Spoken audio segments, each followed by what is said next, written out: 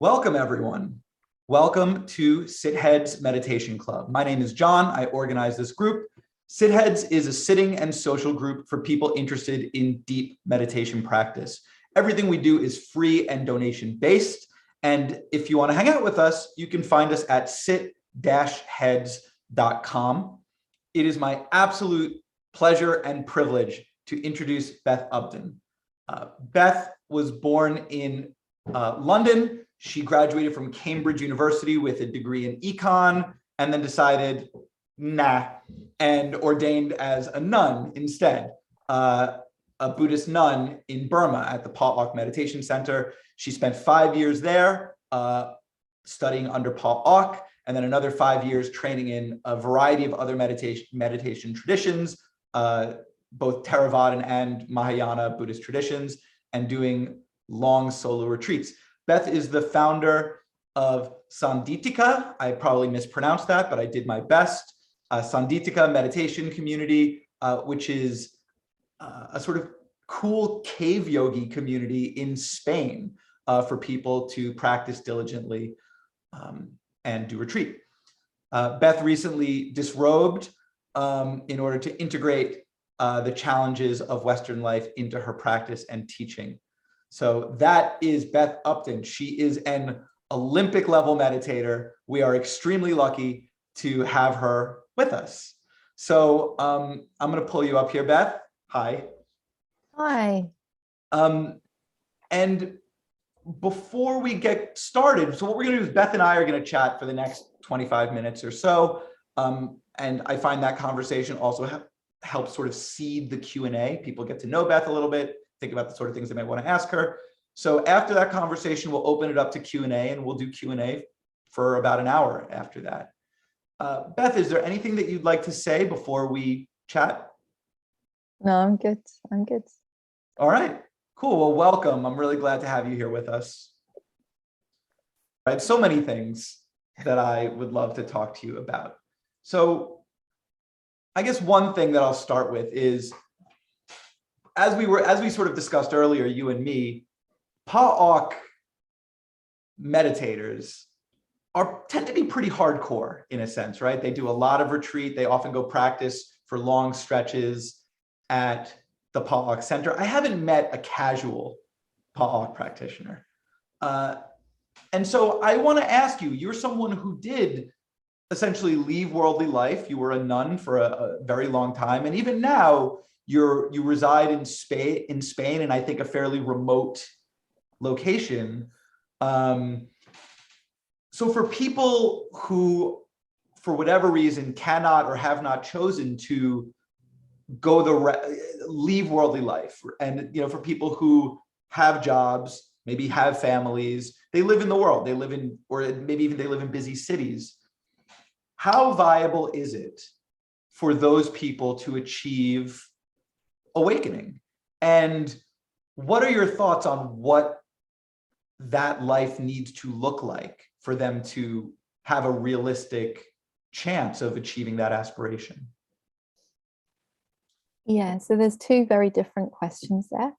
One of them is about Pa-Auk, and then the other one is about reaching nibbana as a layperson. So the Pa-Auk method is influenced by the personality of Pa-Auk Sayadaw, who loves detail and was a monk since he was a child. So sometimes I tell this story about Pa-Auk Sayadaw. I was in California with him one summer, and he was teaching somebody the light casino, which is like a type of a jhana practice.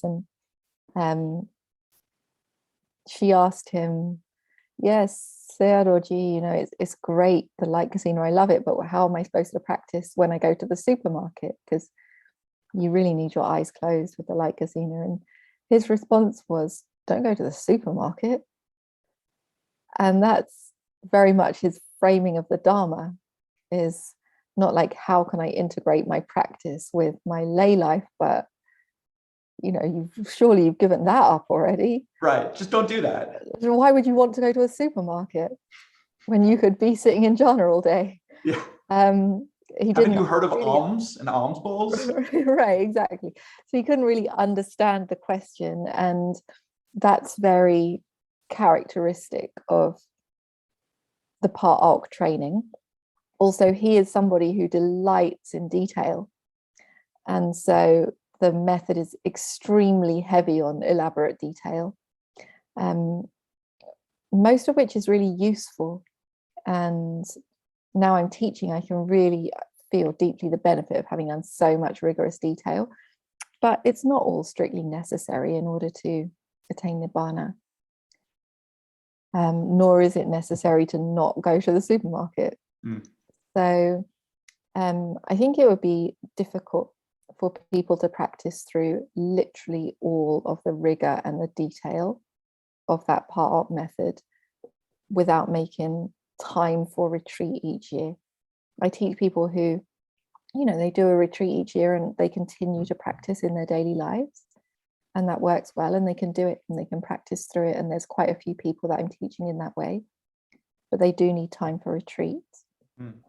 But as for sort of the other question that you asked as part of the same question as to whether or not it's possible to attain nibbana as a lay person, amongst the Westerners I know who have practiced to that level, almost all of them are lay people. Yeah. So it's definitely possible. But what is it? I guess my follow-up question would be, so what does that look like? What should a person who's formed that aspiration, they're rolling up their sleeves, they're ready to do it. What does that look like? Does that look like, look, you better find time for at least a month of retreat a year and practice rigorously in daily life? Does it look like you need to practice every day for this length of time? And I know because I've already sort of poked at that. I know you're not going to give numbers. No, I'm not. I mean, part of it is to do with time management. But the more important part is the inclination of the mind towards nibbana. Like, is that really there or not? And if it is, then at the heart of that inclination towards the mind, towards nibbana, at the heart of that is renunciation. There's urgency towards renunciation, towards just putting stuff down. And when that's really sincerely there, then a lot of things in the daily life, they either fall away or they become an aspect of Dharma practice naturally. If you've got to earn money to pay your rent or whatever, they become integrated in the Dharma practice naturally. And so if there's still this tension of like, wait, I really want to go and spend loads of time partying with my friends, how am I going to fit in half an hour's meditation? Probably there's not going to be the experience of nibbana, but it's not because you're not making enough time for the practice. It's because the sincere volition for nibbana isn't really there yet. The urgency hasn't kicked in. The full understanding of the Four Noble Truths just isn't, it's not really there yet. Yeah, that makes a ton of sense, actually. And I could imagine almost as in a way, just finding some fairly lengthy amount of time that some teacher tells you to practice and then doing that is in some ways easier than sincerely committing to letting go of all of these things. It's actually, I can see how, even for me, as you're speaking, I can feel, no, just give me a number, give me a workout regimen so I can go do that. But don't ask me to change my priorities or my life. Right. Like, I'll tick the Dharma box and I'll keep everything else. And so it doesn't work like that. And at some point, oftentimes through suffering and sometimes through inspiration, genuine urgency kicks in.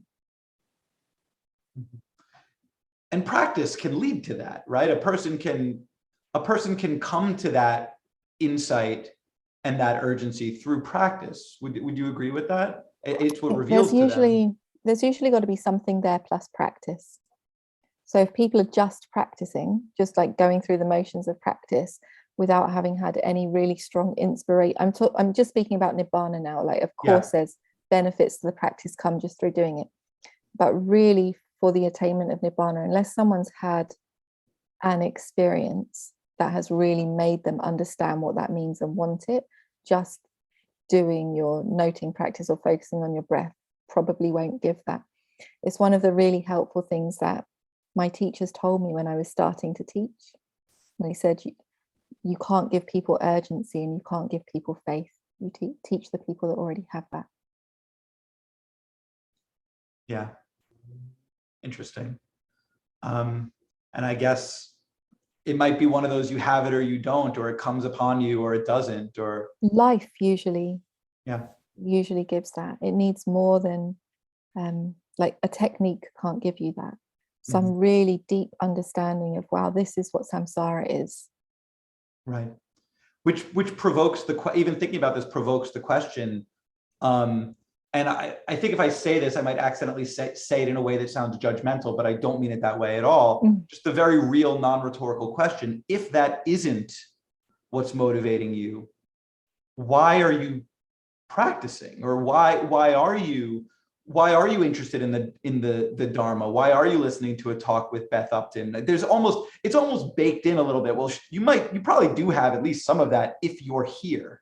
Right? Well, there's loads of other benefits to meditation as well, yes, that aren't the attainment of nibbana. Sure. And like that's great too. The deepening acceptance and loving kindness and regulating your emotions and increased mindfulness. There's loads and it's so well documented. Yes. And so that's also a really, really valid reason for practice. And that's fine. But your question was about the attainment of nibbana in the daily life. Absolutely. Yeah. And you're actually delivering, in a sense, good news if we're able to take it that way, which is it's not about hours. It's not about hitting some milestone. So don't worry about that so much, and worry about a thing, or don't worry, but it's actually just more about your orientation. So in some ways, yeah, that's very positive news, because it means that even if you have a busy life, it's not off the table. It's all about how you look at that busy life and where you're sort of aiming yourself. So I quite appreciate that. Yeah, I mean, I've taught somebody to the attainment of nibbana, and at the time she was doing all of the cooking and like the management for the retreat that I was leading, whilst looking after her, I think at that time 3-year-old daughter. Wow. It's busy, right? Like she was doing all of the cooking for a group of like almost 40 people, doing all of the management and support for the retreat for the whole group, and looking after her daughter and practicing, like a few hours a day and sneaking in an interview with me. But it was so deep in her, the inclination to nibbana. That's amazing and inspiring too. I was going to ask you, do you have examples of people who are really quite busy who got there? And so, yeah, there's one. One thing you mentioned was that the Pa-Auk method is very, very detail oriented. I don't want to go too deep into this because I don't know how many Pa-Auk practitioners there are here. And so I want to keep things sort of concrete and useful for everyone. But it does touch on a broader topic, which is that there are a bunch of different methods, right, available to people. We now live in this huge internet spiritual marketplace where you can really find any sort of teaching. And it can be overwhelming. And some of those practices are much simpler, and some of those practices are very, very detailed, or those methods are very detailed, and even sort of pride themselves or tout how nuanced or detailed they are. Do you think that there are people for whom very detailed practices are not a great idea, and they should gravitate towards simpler practices? And then do you think there are people for whom it would be particularly helpful? In other words, do you think different types should go to different places? Like, I'm someone who gets very fixated on details. And so I wonder if that means that Pa-Auk, for instance, wouldn't be a good fit for my mind, or is the opposite true? What do you think? So you're onto something, and it's not as simple as so it's definitely not as simple as a one method fits everybody. That's never true. But it's also not as simple as one method fits one person forever. So it's very much like, what do you need right now? What do you need to take your next step forward right now? And usually what we're seeking is balance. And so, we find balance through the suffering of being off balance. And sometimes it takes a while for us to realize, oh, this actually doesn't feel good. And then we incline ourselves back to a balance point. So if we're too much on the analytical side, then probably that's going to limit our depth at some point. We need something more faith-based, heart-based, simple. And if the wisdom part is really underdeveloped, so a lot of the detail at Pa-Auk is there to help us break down the compactness of conceptual reality. So if that's really not sharp, then yeah, we need to lean more into the detail. We need to analyze, okay, what aren't we seeing clearly here? If we're just of the nature to bang our heads against a brick wall and repeat the same mistakes, some analysis needs to happen. Yeah. So this is really, like the Buddha says these simple truths again and again in the suttas about balancing the faculties. And if we're wise, then we can use the different methods that we have available to help us find those balance points. Now, you said that we find balance through the suffering of being off balance. I think was very elegantly put. Is that always true?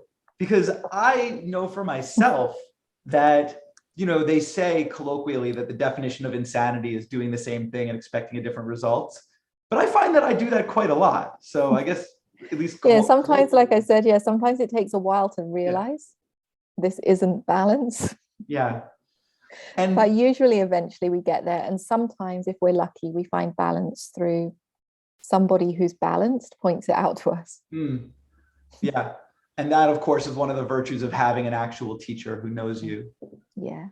The reason that I said that was because I find that as a person who is very detail oriented, I love precision. I tend to be overly analytical.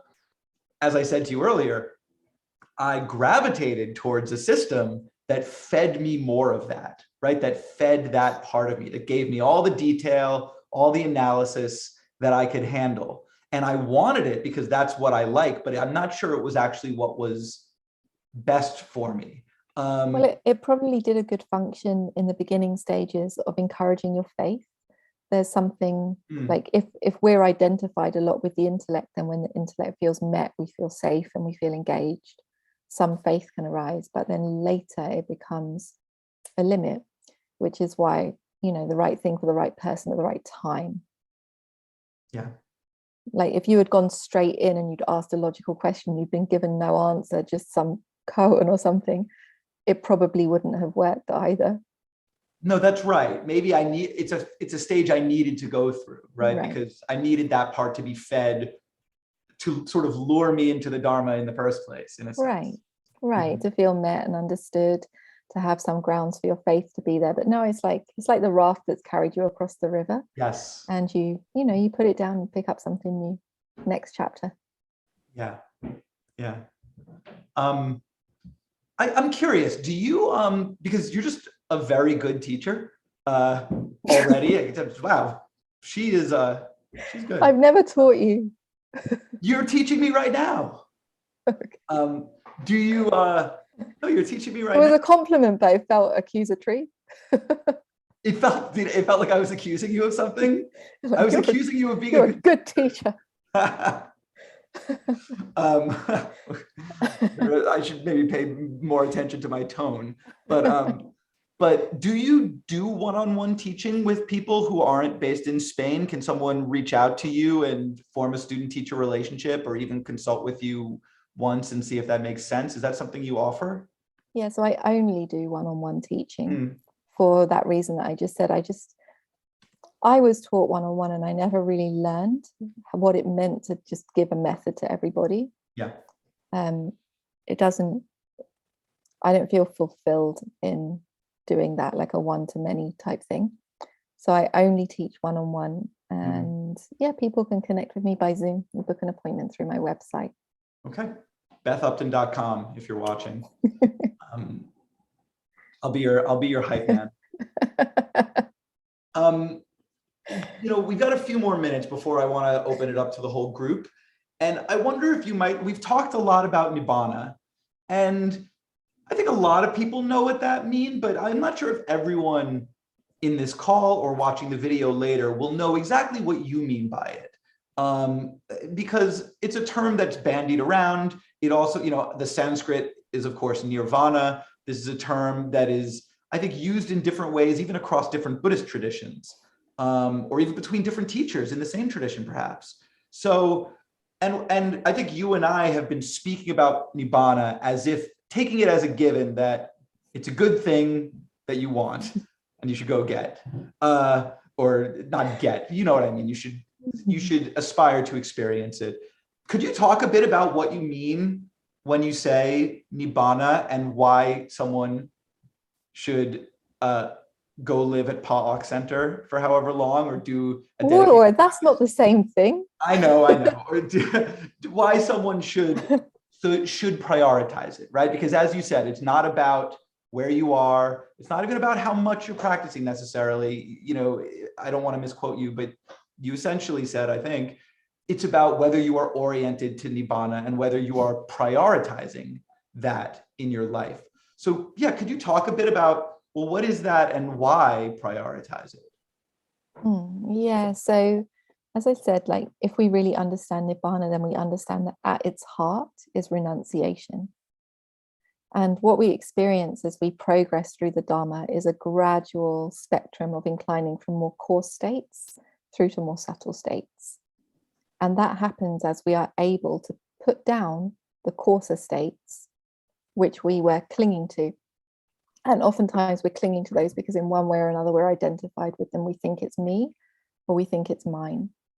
And so, there might be like the very coarse version of that where we're like my car, my house, my friends, and we can't disengage from those things for long enough to even sit, because there's so much identity wrapped up in those external things. We've got the slightly more refined version where we're sitting, but there's lots of thoughts about those things because the identity is still there. As we go deeper into the practice, we might be able to put down the identity with thought altogether. And the practice gets more subtle. As we go deeper, we might be able to put down temporarily the identity with the body and the five senses. Okay, this body isn't me, it's not mine. We can let go of it out of our experience for a while. We can enter maybe states of samadhi or really deep access concentration. And so as we're putting down more and more of what we're identified with and what we're holding on to, the practice gets increasingly refined and subtle and feels better and better. So we're moving from, although we thought that these coarse things were bringing us happiness, we experienced that the putting of them down brings us a refined pleasure. And that basic inclination continues until we realize that all we are left hanging on to is the momentary experience of materiality and mentality perishing, or the five khandhas perishing, or however you choose to categorize ultimate reality. So all we're left with is the right now moment of consciousness perishing, feeling perishing, perception perishing, sankhara perishing, like volition perishing, and materiality perishing. That's literally all there is. We've let go of everything else. And there's the inclination in the mind, wow, even this isn't peaceful. It's momentarily perishing. It's much better than holding on to all of this other stuff, but even this is momentarily perishing. And the renunciation of even that is nibbana. So nibbana is characterized by the absence of the five khandhas and of everything else that is more coarse than that. So thank you. And so in terms of why someone should aspire to it, it sounds like it's almost self-evident from what you're saying, because the whole point of it is it's a more peaceful state than what you would otherwise experience. Yeah, it's as it is described, it's the end of suffering. It's the absence of suffering. I have a million questions and thoughts about nibbana, but we don't have enough time to indulge them, so I won't even start. But there was something I wanted to ask you about it. So nibbana itself is, you talked about the five khandhas, the five, what's often called in English, the five aggregates, right? The the sort of 5 things that the Buddha said constitute a human being's existence, or any being's existence, a sentient being's existence. And so in nibbana, there is no even consciousness, Right. right? Because consciousness is one of the 5 aggregates. Right. So is it possible for something to be peaceful? How could something be, do you see I'm not gonna be able to explain it well, but you probably see the paradox. Yeah, no, I understand the question. Yeah. So there's 2 different experiences of nibbana. There's what the Buddha called nibbana with remainder, Yes. and nibbana without remainder. I'm not sure if you're aware of that distinction. Mm-hmm. So nibbana with remainder is for people who experience nibbana, and then they come back to the 5 aggregates again. And they come back to the 5 aggregates again because that force of delusion and clinging and identity is such a strong habit that one time experiencing this thing isn't enough to put it down forever.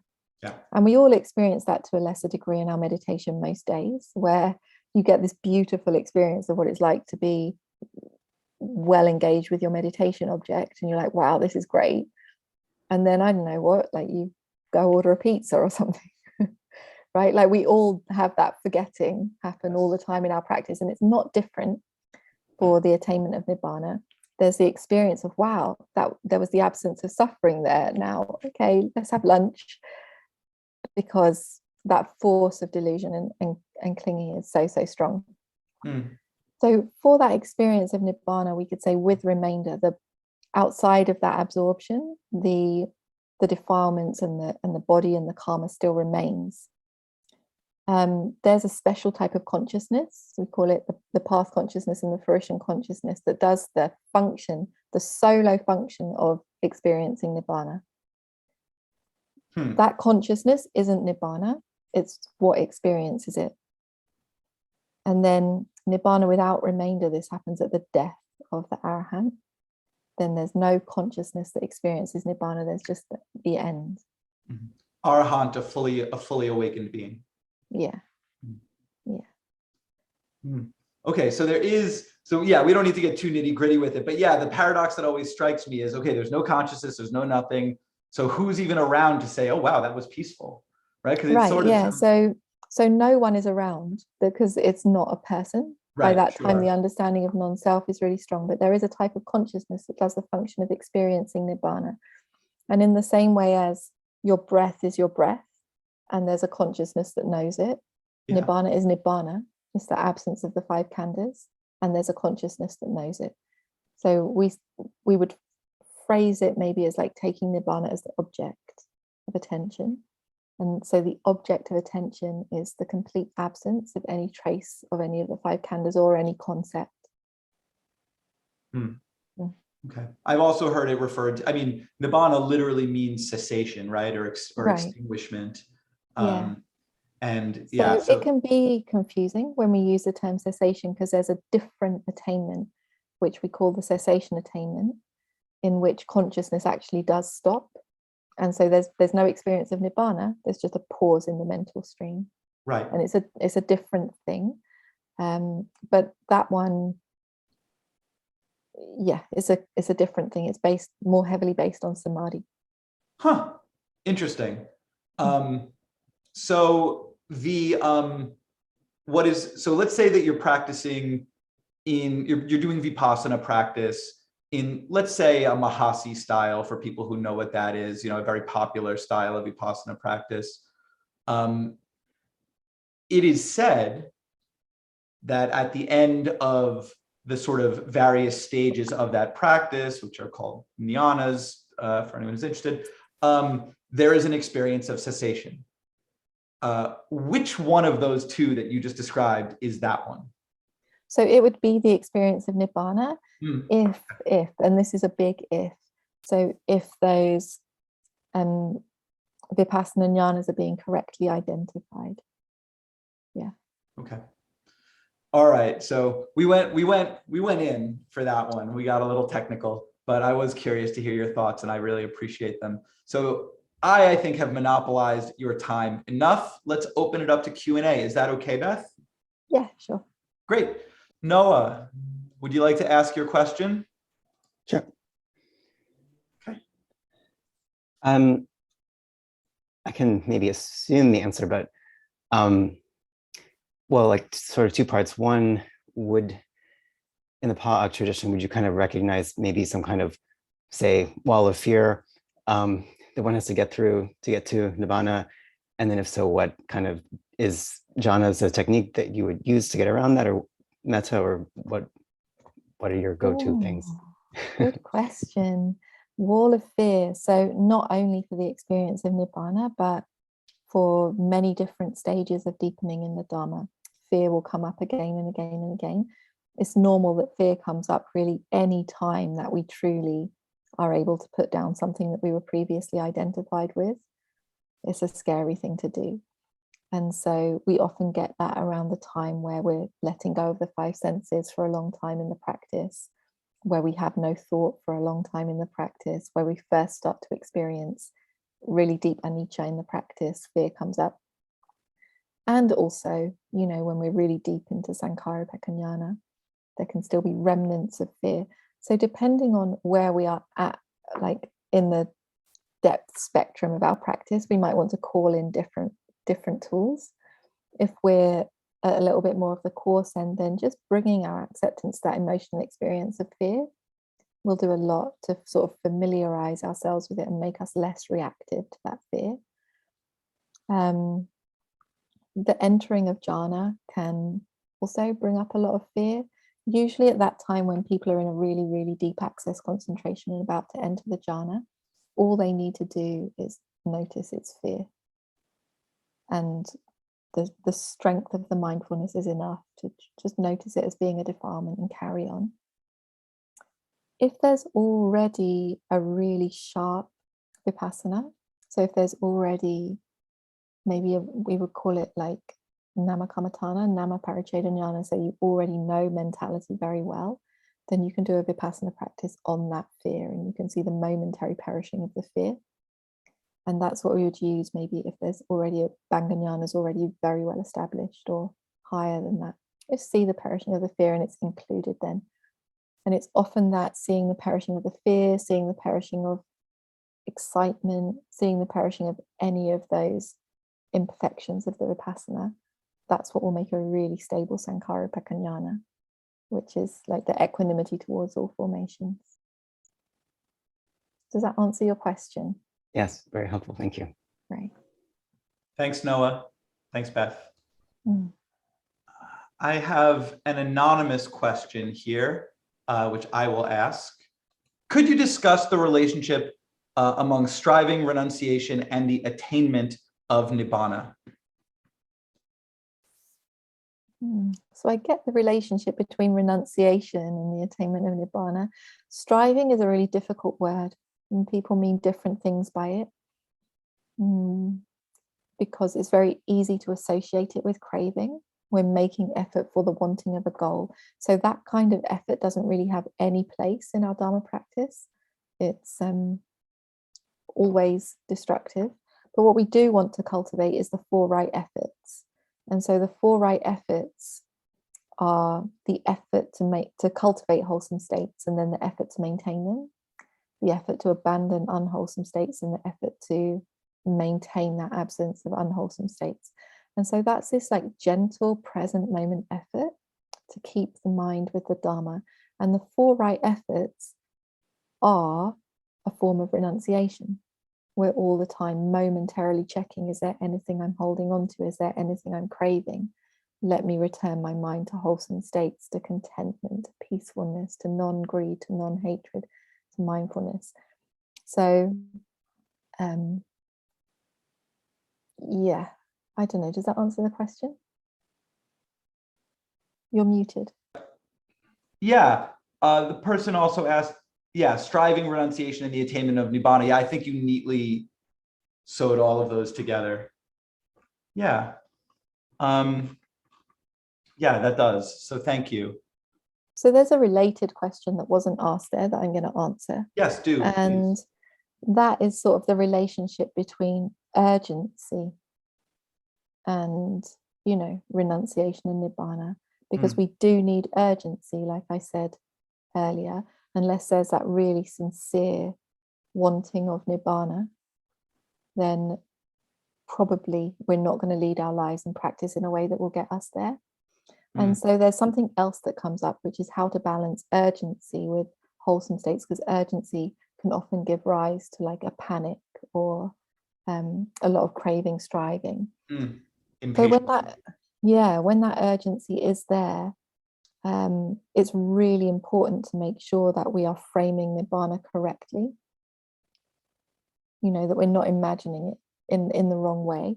If we're really correctly imagining it, even though it has to be an imagination for us for a while, but if we're correctly imagining it as the absence of craving, the absence of the 5 khandhas, it helps us use that urgency in a really skillful way, where we can bring our urgency in line with our contentment. And these two really work very well together. It's another type of balancing that we need to do. Where if we only have contentment, we've got no urgency, there's not enough forward movement in the practice. If we've only got urgency and no contentment, it's very easy for it to spill over into something which is too much grasping, too much craving coming in. Yeah. Do you have any advice on how to strike that balance?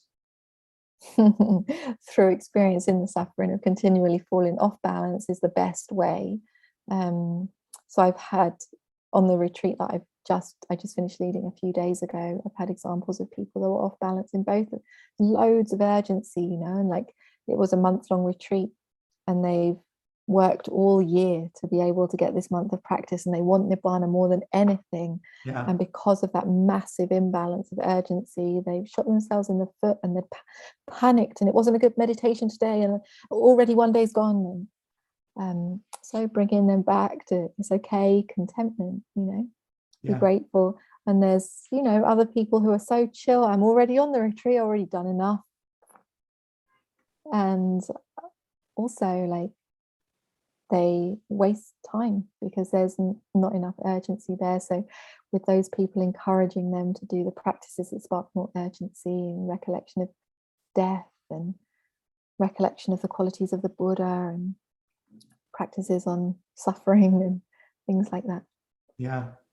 That question really hit close to home for me, because it's something I've certainly struggled with, going on retreat, expecting to get goodies from it, and that being very important, and having that unhealthy striving, this sense of, am I making progress fast enough? And whatever progress I'm making will never be fast enough to satisfy this attitude. And it can be quite hard to let go of. I remember having the experience where I would find the striving coming up in me, I would let it go. I'd find it coming up in me, I'd let it go. And then one day, this is on retreat, one day I noticed that I couldn't let it go, that letting it go wasn't working. It was sticking around. And then I started striving to let go of the striving. And then you're just in a hall of mirrors. And it can be quite tricky. Yeah, I think I could be wrong here. I don't want to put words in the mouths of other teachers, but I've noticed in my own experience teaching that people get to a certain stage in their practice, like around an access concentration stage, where if you really want to go deeper, you've got to go through a stage of the practice, not for everybody, but for a lot of people, where you keep on putting in the causes and there's no obvious progress. And that certainly happens for a while if you want to practice the jhanas, or if you really want to go deep into the vipassana. You keep on putting in the causes and there's no immediate payoff. There's no visible, obvious progress.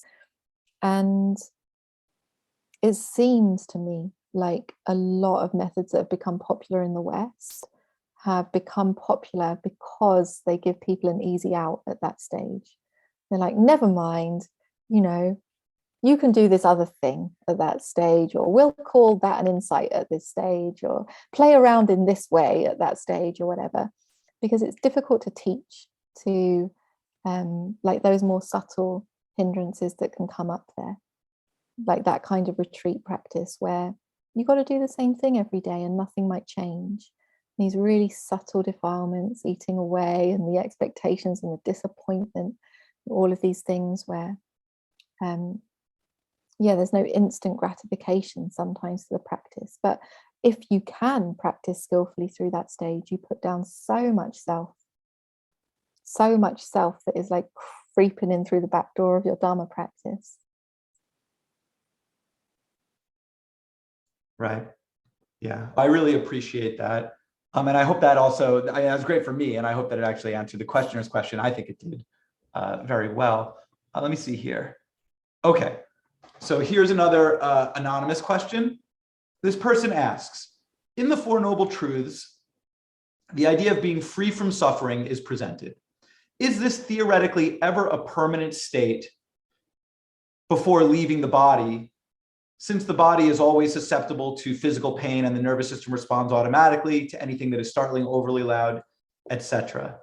So I think, I don't want to put words in this person's mouth, but it sounds like they're not just asking, is this theoretically ever a permanent state? It sounds like they're asking, is this in fact permanent? Yeah, so no, it's never a permanent state. The questioner is correct. So even the arahant is still got this body, still got the suffering of this body, and they've also still got the suffering of the mind. They don't have the suffering of the defilements in the mind, but they still have the suffering of consciousness momentarily perishing, or feeling momentarily perishing, perception momentarily perishing, and volition momentarily perishing. So they've still got the suffering of the presence of the five khandhas. Yeah. And then at the end of that life, there's no causes for the next moment. There's no causes for the next life. So there's the permanent end of suffering with the ending of the life of the fully enlightened person. But until then, there's just a reduction in suffering, which is still worth it. Yeah, right. It's still a good deal. It's a deal you should take, in other words. It's definitely a good deal. I never heard anyone with like buyer's remorse with nibbana, like nobody wanting their money back. Fair enough. Let's see. Who would they ask for it back? Anyone they ask? Right, exactly. Not even allowed to handle money. Oi, non-self. That's true. And they're right. They don't even really exist. I didn't even go that far. All right, let's see. That's interesting though, because what you do here is, well, no, I mean, the Four Noble Truths does say, no, the complete cessation of suffering is possible, but It is. Right. You just have to die. Yeah. You get it? Fair enough. But Fair even enough. even for the momentary experience, term experience of nibbana, you still have to give up your entire identity for that. Yeah. For the arahant, they're not thinking, oh no, I'll lose my body. Right. They've given up the attachment to it. That's the point. Right. Fair enough. They've sort of already died in a sense. The attachment and the delusions died. Yeah. Right. Yeah, the idea of self is dead. All right. Another anonymous question. After learning to meditate by reading online forums and practicing for a few years, I spent 16 days at the Pa-Auk monastery in Myanmar. One thing that struck me as very different from the quote Reddit Theravada end quote I was used to was how important rebirth and remembering past lives was to the whole ordeal. Do you think there's any point in using the four-path model if rebirth is taken out of the equation? And very quickly, before you respond to that, just for anyone who doesn't know, the four-path model is a model of stages of awakening in the Theravadan tradition, in which there are four progressive stages of becoming more awakened, culminating in becoming an arahant, a fully awakened being. Just when technical terms get used, I like to sort of explain them. But so, okay. Do you think there's any point in using the four-path model if rebirth is taken out of the equation, as I guess it is in what this person is terming Reddit Theravada? I didn't spend much time on Reddit, so I'm lacking a bit of. I'm lacking a bit of. I was a nun. I'm not very good at the internet, but I'm lacking a bit of context there. What I have noticed since I started teaching in the US, so I don't like harp on about rebirth, but I mention it from time to time. It's part of the Pa-Auk training to see the past lives and to see the causality over lives and really directly observe karma. And so I mention it from time to time, and it's there in the way that I frame the Dharma. But I notice that when I mention it in America, it stands out as being like, what did she just say? Whereas like for me in my training, because it's part of our practice and our direct observation, it's not really seen as anything special. It's just part of the training that we do. And very, very beneficial for the understanding of non-self, because you understand conditionality. So if you were to see, I mean, we're talking about sort of like quite deep vipassana here, but when you're seeing each moment arising and passing away, you can understand, okay, each of these moments can't be me because it's a momentary experience. It's disappeared. Each of these moments can't be me, but there can persist the wrong view, or sometimes just the wrong hope. Maybe there's something permanent outside of this that is causing all of this. And that is in some way me, or that's in some way a refuge, that's in some way permanent. There'll be a footing there. And so what the practice of dependent origination does is it shows you these momentary results now were produced by momentary causes. And there's literally no out of this impermanent suffering non-self. So the teaching and the observation of dependent origination across lifetimes is really just sort of deepening perception of non-self. And it's a very, very powerful tool. In the time of the Buddha, there were people that could reach all 4 stages of enlightenment within a minute. I don't see those people around nowadays. So if there are any, really, like, I bow down to you. Yeah. So most people that are able to experience nibbana in this life are going to have another life. And so it's not, maybe not necessary, it's definitely very helpful if they can directly observe past and future lives. Maybe not necessary, but definitely helpful. Otherwise, maybe you might wonder what's going to happen next. Okay, so it sounds like it's not something that you necessarily emphasize as strictly necessary when you're teaching. It sounds like people can make progress without. So you can definitely make progress.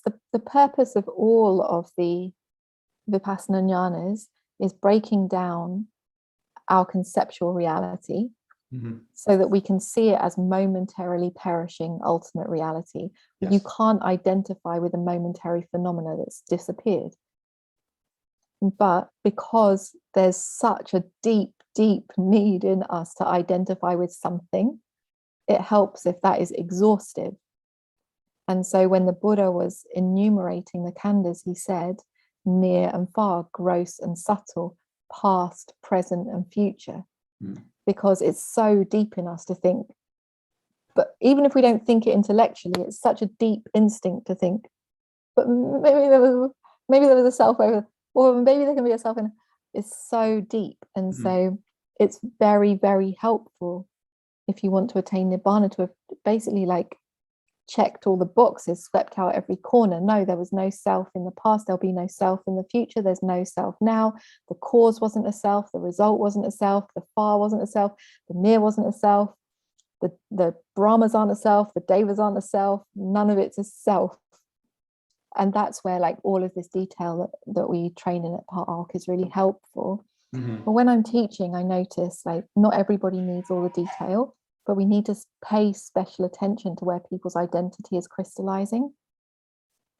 And then, we use the tool for that. But then oftentimes what happens is it shifts. So you've used the tool for like, that's not you. And then it will go somewhere else. We use another tool. Yeah. Does that answer the question? I forgot what the question was. Oh, I think it does. Yeah. The question was about how important is the person was struck by the difference between what they're calling Reddit Theravada and the importance of rebirth and past lives in the Pa-Auk approach, and whether there's even a point in using the 4-path model if you're not factoring in rebirth. I think like it's sort of in this 4-path model, how many more lives you have at certain stages, they sort of go together. But if the question is like, do you need to see your past lives to attain nibbana? The answer is like, not if you've not if you've fortunately got no inclination to identify with the past or future. And that's not most people, but it can happen. Interesting answer.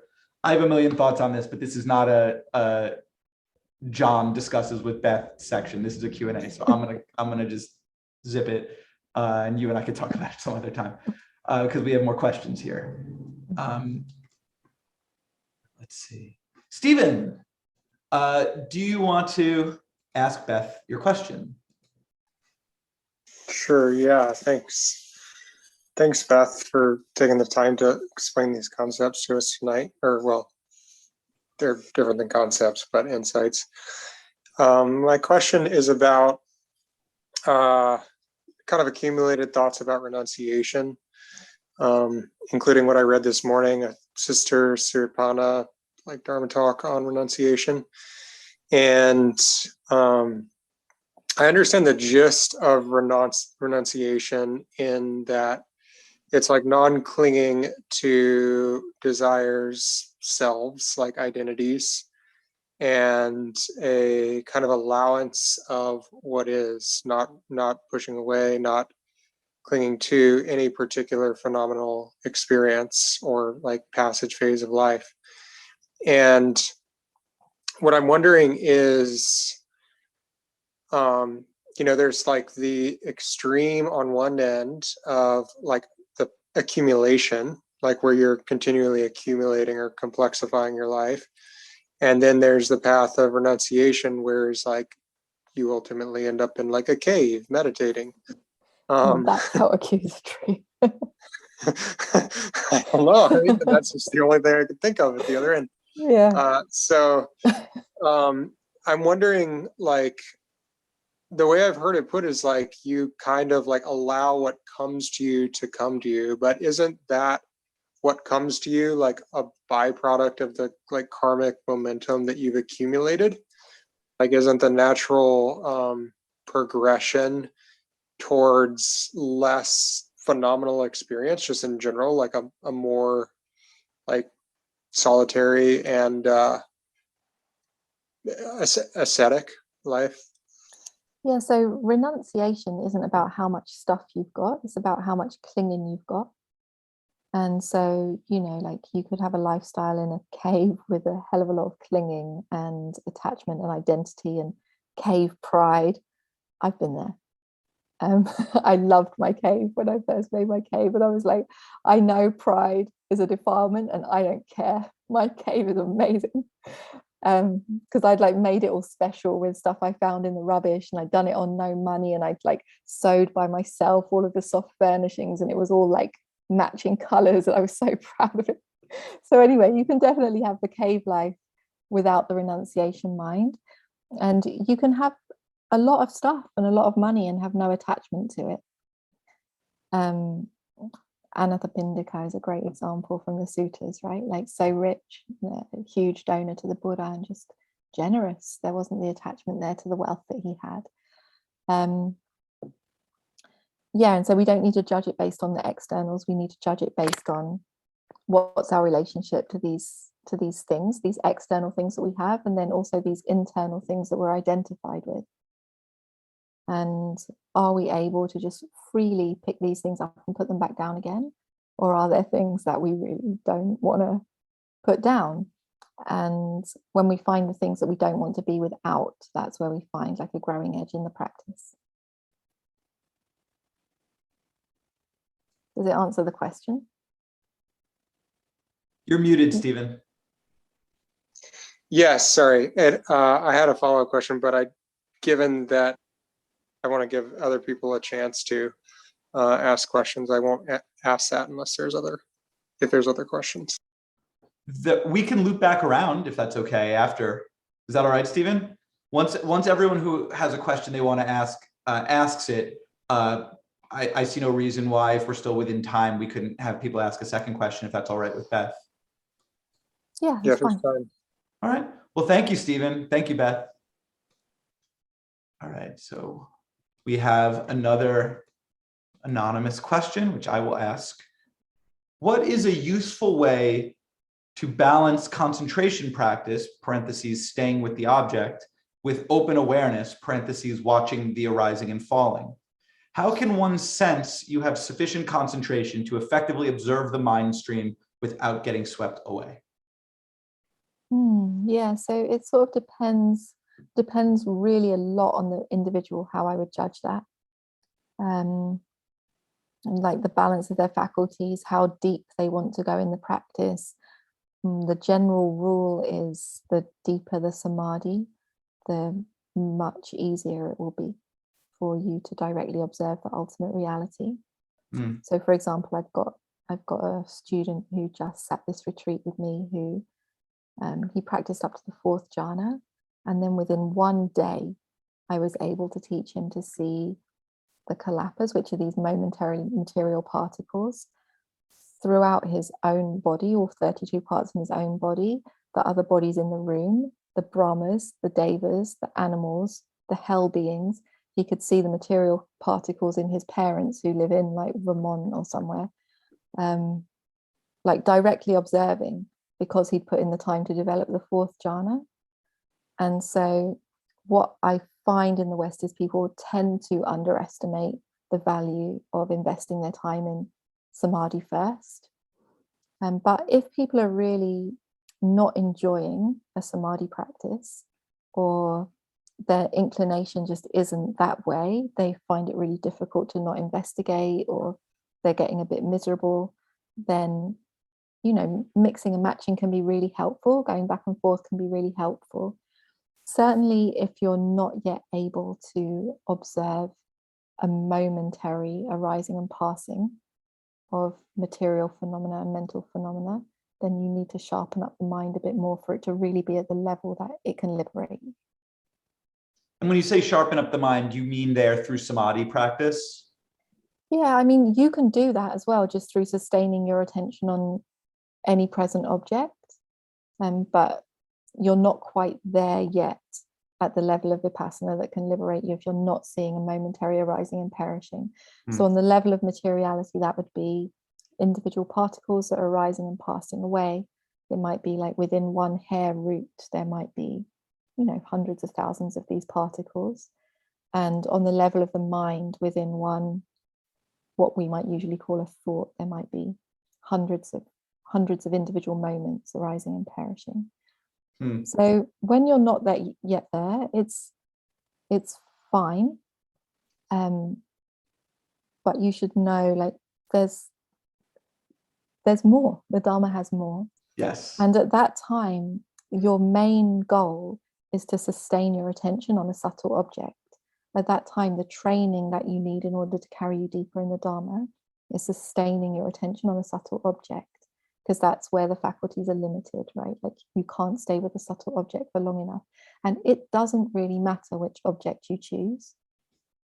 It doesn't really matter if you're doing like watching your mind or watching Vedana or watching the breath or whatever. It's just this ability to be able to stay with a subtle object for a long time that's going to carry the whole practice deeper. As always, the Pa-Auk standards are intimidatingly high. But possible, you know. Encouragingly high, I should say. How about that? Encouragingly high. And what I found is that, like, you know, people practice to their expectations. Yeah. And because I went into that training really naive, I just sort of done it, right? Not that it was like easy for me straight away. It wasn't. I had my struggles the same as everybody, but I didn't think, wow, this is intimidating. I just sort of did it. And what I notice is when I teach in countries like Eastern European countries, for example, where they haven't had like a bombardment of what practice is, they've never heard of jhana, they've never heard of Abhidhamma, they don't really know what Pa-Auk is, no strong Mahasi training. I just turn up and like, this is what we're going to be doing. They just do it. And I've had people in a 10-day retreat practice up, first ever retreat, they practice up to the 3rd jhana, up to the 5th jhana. Wow. Because I'm just focus on your objects, really easy. Okay, then they do it. But when people have been heavily conditioned to believe that these things are difficult or aren't possible or are special somehow, or only this type of person, that belief set really influences their practice a lot. And it's actually not that hard, you know, like I'm just a economics student from London. If you say so, Beth. Yeah. No. I mean, do. I do say so. Maybe, okay, fair enough. But you see, like, your tendency to make the excuse, like, isn't it comforting to have the excuse why you can't do it? But what if you Right. can? This other person's extraordinary. That's why. Right. Unlike me. Yeah. Right. Fair enough. Very fair indeed. No, great. So, okay, that was the last question. So why don't we, unless more come in, which they still may, even though we're looping back to second questions, feel free to still send questions in, and you as someone asking their first question will get priority. But Stephen, did you want to ask your follow-up question? Sure, yeah. Thanks. The question I have is, and maybe this is by design, but there's a lot of the goals of practice that are kind of paradoxical. And going back to the renunciation one as an example, the paradox that I've found in like working with myself on this is letting go of identities and being challenged on like, well, what about the identity as a meditator, as like one who meditates, as one who is like interested in all of these things, like enlightenment, like the jhanas, like all of these things. And I do my, I go to sit heads and like all that kind of stuff, because somebody else looks at me and like, that's an identity. Like from the outside, that's an identity. And so yeah, I struggle with it looping back on itself like that. Yeah, so that is an identity, and eventually that one's got to go. But we all need the raft to carry us across the river. So when we're speaking about renunciation, it needs to be timely. We've got to put down the right things at the right time. And that's why we have a spectrum of depth in the practice and a spectrum of letting go. And there's a stage in the practice where we need to hold on legitimately to some really coarse things. Most of us need like due attachment to a place to practice, oftentimes to a teacher or to a lineage or something like that. We're attached to this body, and that's as it should be for a while. And then eventually those things have carried us far enough and it's the right time to put them down. And likewise, your identity as a meditator, it's going to do its function for a while, and there'll be a stage in your practice where that will limit you to go any deeper. And you will see the momentary perishing of all of those thoughts about what a great meditator you are. You'll realize that it's suffering, and you'll put down that burden and you'll experience the benefit. But now's not the time. Thanks. That's helpful. Like everything in its own time. Yeah, exactly. Thank you for the Stephen. question. Thanks, Beth. Thanks, Stephen. We have an anonymous question that came in. Does lucid dreaming or dream yoga have a role in your practice? If so, can you describe how you use dreams to practice? So it doesn't really have a role in my practice, although when the meditation is deep, like lucidity or awareness in the dreaming state is very normal. It just sort of happens. Mm-hmm. But I really love sleep. So I try not to do that, actually. I try just to sleep. I think the dream state is not too different from the wandering thought state. It's the playing over of accumulated perceptions and emotions and things that are sort of coming through. So the Buddha gave this simile, like what is burning in the day is smoking at night, and what's burning in the night is smoking by day. And so it's remnants of things that we've previously experienced, hopes that we've had, projections of the future, things that are coming up because of lingering emotion. And so if there's going to be any awareness there in the dream state, then the benefit will come from having wise attention on that unresolved stuff. Yeah, but it's also really important to get enough rest if you want to meditate well. And so using sleep just for sleep, so okay. All right, thanks so much. Here is another second round question, anonymous. Okay. I am 75 now with spinal and nerve impingement problems. Sitting still for long periods of time is really difficult for me now. Does that make effective jhana practice out of reach? No, but it means you've got a strong teacher along the way. So my oldest student on this retreat I just led was 85, and had pain. So there's a way that we need to learn to practice with pain, and it's probably something I need to speak about the person with one-on-one, and lean more into the details of the intensity of the pain and how long it takes to come up and blah blah blah. But basically, there's two ways to practice with pain. One is the ability to ignore it through really, really wise engagement with the meditation object. And then the other one is being able to sustain wise attention on the pain. And there's a lot of Dharma in both of those practices, and it's very good practice for death and a lot of other things. You become extremely resilient in the Dharma when you've got a wise practice around pain. And it can be your vehicle for depth rather than your obstacle for depth if you're wise. That's great. I hope that's encouraging to the person who asked the question. Thank you for that, Beth. All right, so I don't see any more questions. So I guess I'll just wrap up by thanking you, Beth. This was so wonderful. Like I blurted out earlier in a perhaps accusatory tone, I am more convinced than I was even then that you are a wonderful, very effective teacher. And so thank you so much for these teachings that you shared. I really think it was fantastic. Beth, is there anything that you want to say before we close? No, just appreciation for you actually, and being such a skillful host. And I really love what you're doing. I'm going to send people your way. It's a really great thing. That means a lot. That means a lot to me to hear you say that. Thank you. I hope you'll come back sometime and join us again. Yeah, I'd love to. Yeah. All right. Thank you, Beth. Thank you, everyone. Thank you for your time, for your attention, for your practice. And I hope I'll see you all soon. Bye.